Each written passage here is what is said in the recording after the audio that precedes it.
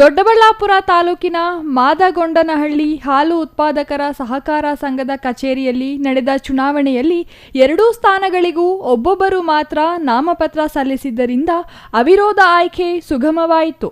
ಚುನಾವಣಾಧಿಕಾರಿ ರಾಮಾಂಜನಪ್ಪ ಇಬ್ಬರ ಅವಿರೋಧ ಆಯ್ಕೆಯನ್ನು ಘೋಷಿಸಿದರು. ನಮ್ಮದು ಅಧ್ಯಕ್ಷರು ಮತ್ತು ಉಪಾಧ್ಯಕ್ಷ ಸ್ಥಾನಕ್ಕೆ ಇವತ್ತು ಅವಿರೋಧವಾಗಿ ಆಯ್ಕೆಯಾಗಿರುವಂಥದ್ದು.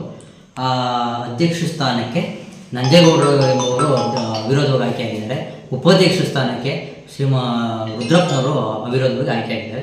ಇವರು ಹೊರತುಪಡಿಸಿ ಯಾವುದೇ ನಾಮಪತ್ರ ನಮ್ಮ ಸಂಘಕ್ಕೆ ಬಂದಿರೋದಿಲ್ಲ. ನೆಕ್ಸ್ಟು ನಮ್ಮ ಸಂಘದಲ್ಲಿ ಒಟ್ಟು ಅಧ್ಯಕ್ಷರು ಇವರೆಲ್ಲ ಸೇರಿ 12 ಜನ ಡೈರೆಕ್ಟ್ ಇದ್ದಾರೆ. ಈಗ ಇವರಿಬ್ಬರು ಹೊರತುಪಡಿಸಿ 10 ಜನ ಉಳಿಕೆ ನಿರ್ದೇಶಕರಿದ್ದಾರೆ. ನಮ್ಮಲ್ಲಿ ಯಾವತ್ತೂ ಚುನಾವಣೆ ನಡೆದಿಲ್ಲ. ನಮ್ಮದು 2010ರಲ್ಲಿ ಸಂಘ ಓಪನ್ ಆಯಿತು. ಆ ಅಂದಿನಿಂದನೂ ಚುನಾವಣೆ ನಡೆದಿಲ್ಲ. ನಾವು ಹಿಂಗೆ ಇನಾಮಿನೇಷನ್ ಮಾಡಿಕೊಂಡೆ ನಾವು ಸಂಘನ ಉತ್ತಮವಾಗಿ ನಡೆಸ್ಕೊಂಡು ಹೋಗ್ತಾ ಇದ್ದೀವಿ. ನಂಜೇಗೌಡರು ಸಹ ಒಳ್ಳೆ ಮನುಷ್ಯರು.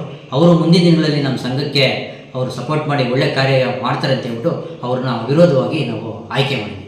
ಬಳಿಕ ನೂತನ ಅಧ್ಯಕ್ಷ ನಂಜೇಗೌಡ ಮಾತನಾಡಿ, ಎಲ್ಲಿ ಸಹಕಾರವಿರುತ್ತದೆಯೋ ಅಲ್ಲಿ ಮಾತ್ರ ಸಂಘ ಮತ್ತು ಹಾಲು ಉತ್ಪಾದಕರು ಆರ್ಥಿಕವಾಗಿ ಪ್ರಗತಿ ಕಾಣಲು ಸಾಧ್ಯ ಎಂದರು. ರೈತರ ಸ್ವಾವಲಂಬನೆಗಾಗಿ 2010ರಲ್ಲಿ ಸಂಘವನ್ನು ಸ್ಥಾಪನೆ ಮಾಡಲಾಗಿದೆ.